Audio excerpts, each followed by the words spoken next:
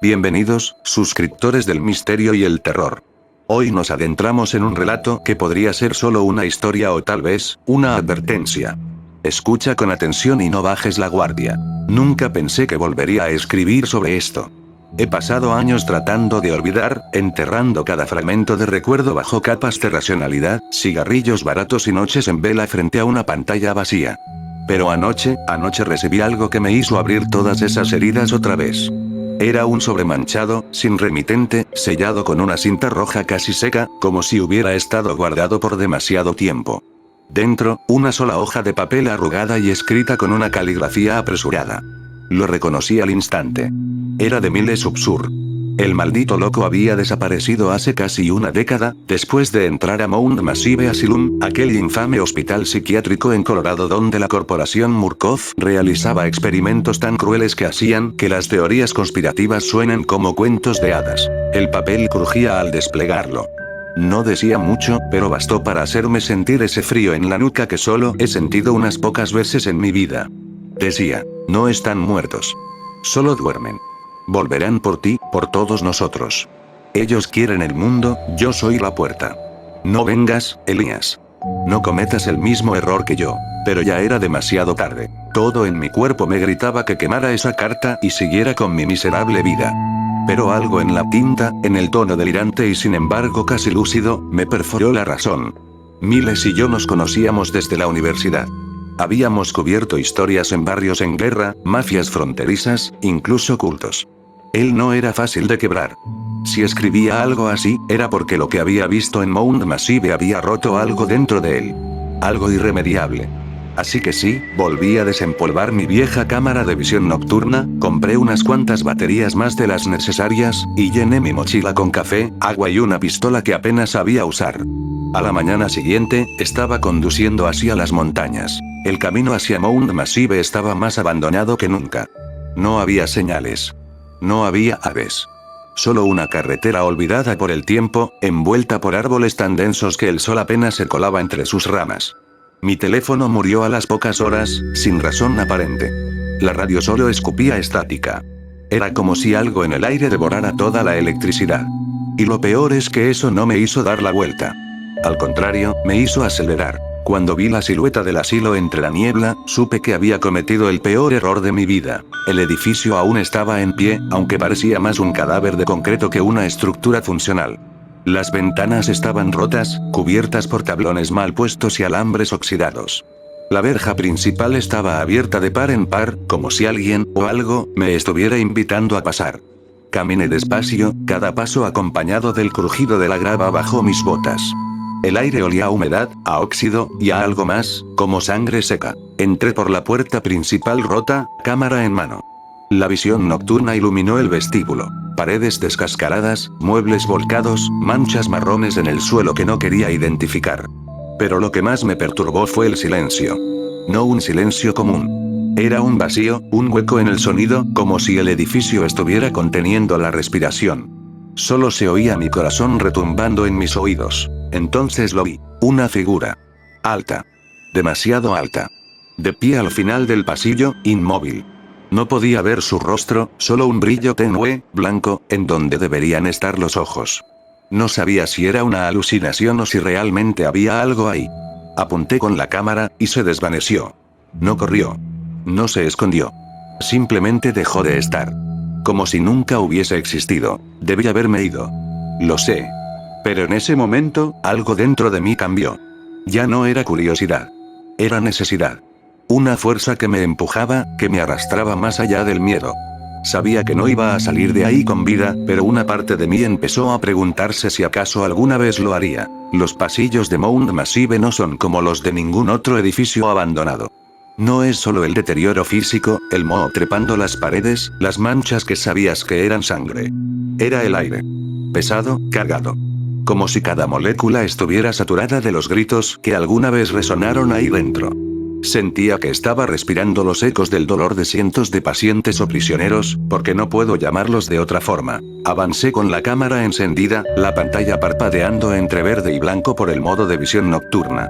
El lugar parecía intacto desde la última vez que Miles estuvo aquí, como si el tiempo se hubiese detenido justo después de su ida o desaparición. La recepción seguía con los papeles regados en el suelo, los escritorios destrozados y marcas profundas de uñas en las paredes. Me acerqué a uno de los escritorios donde encontré un archivador oxidado. Cuando lo abrí, un fajo de documentos amarillentos cayó al suelo. Todos estaban firmados por Murkoff Corporation, todos con nombres tachados, diagnósticos falsos y una misma palabra repetida en los márgenes: Morpogenic. Fue entonces cuando lo escuché. Una respiración. Lenta, pesada. A mis espaldas. Me giré con rapidez, el haz verde de la cámara iluminando el pasillo vacío. Nada. Silencio otra vez. Pero no era como antes. Esta vez el silencio era vigilante. Sentía que algo me estudiaba desde algún rincón oscuro que mi lente no alcanzaba a captar. No volvía a oír la respiración, pero podía sentirla. Justo detrás de mi cuello, cada vez que bajaba la cámara. Continué por el pasillo hasta una de las puertas blindadas, donde un letrero caído decía pacientes clasificados, acceso restringido. Forcé la cerradura con una vieja palanca que encontré entre los escombros. Dentro había un archivo de grabaciones, informes médicos y registros visuales. Activé la cámara y enfoqué los estantes. Las carpetas llevaban códigos, pero algunas tenían nombres. Uno me detuvo el corazón. Upsur, Miles. Número 136. Estado. En observación. Me temblaban las manos cuando abrí el expediente. No era un archivo médico, era un informe de comportamiento. Detallaba cómo, después de la filtración de información por parte de Miles, la entidad conocida como el Walrider había empezado a manifestarse de manera independiente, más allá del control de Murkoff. Miles había sido asimilado según el informe, convertido en un anfitrión, pero sin perder la conciencia. Según el último reporte, Upsur ha dejado de ser humano, pero conserva objetivos humanos. Ya no es sujeto de prueba. Ahora es catalizador. Y entonces lo escuché otra vez. Pero no solo la respiración. Esta vez fueron pasos. Rápidos. Húmedos. Como pies desnudos golpeando el suelo sucio. Corrí, cámara en mano, tropezando con escombros, jadeando con una mezcla de terror y adrenalina. Crucé lo que parecía ser el ala psiquiátrica principal, pasillos cubiertos de grafitis con frases sin sentido como yo vi su forma verdadera. La piel no es una prisión. Y él aún camina entre nosotros. Empecé a grabarlo todo. Era como si alguien, o algo, quisiera que supiera. Al llegar al final del corredor, una figura salió desde la penumbra. La cámara titiló. Por un segundo, pude verlo bien. No era Miles. O tal vez sí. Su cuerpo estaba cambiado. Alargado. Como estirado por dentro, como si una energía invisible lo mantuviera erguido.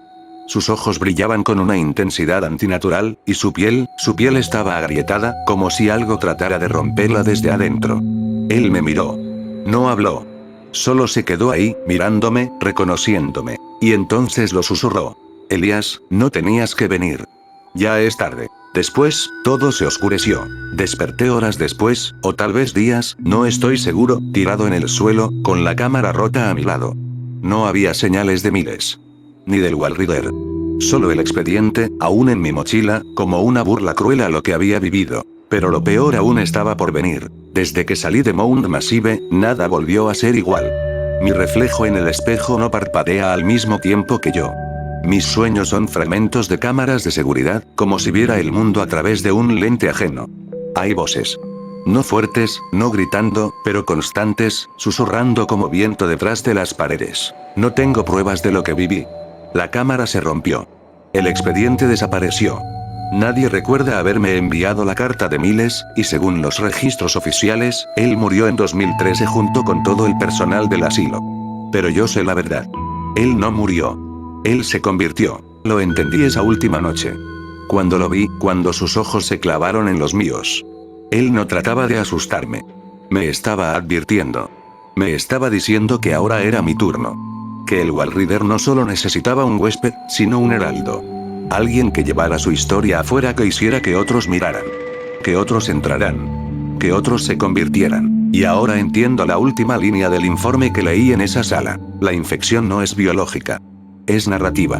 El que conoce la historia ya está perdido. Ahora tú la conoces. Ahora tú también estás dentro. Si lograste llegar hasta aquí sin voltear detrás de ti, felicidades. Pero recuerda, el miedo nunca descansa. Nos vemos en la próxima historia, si es que sigues aquí para escucharla.